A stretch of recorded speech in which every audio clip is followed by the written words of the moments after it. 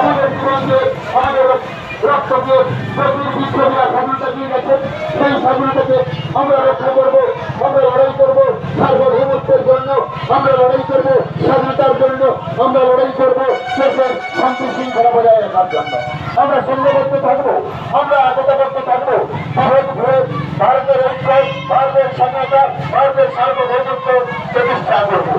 আমরা কোনো প্রয়োজনায় পা দেবো না, কোন মনে পা দেবো না। শিশুদেরকে সুরক্ষিত রাখবো, ভারত মাতার বেদনা জানবো।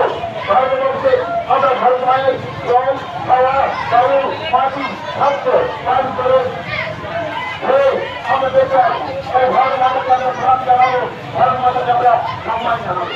আমরা আমাদের রক্ত দিয়ে, আমাদের আত্মা দিয়ে, আমাদের প্রাণ দিয়ে, আমাদের জীবন দিয়ে আমরা আজকের দিনে অবশ্যই শপথ গ্রহণ করবো।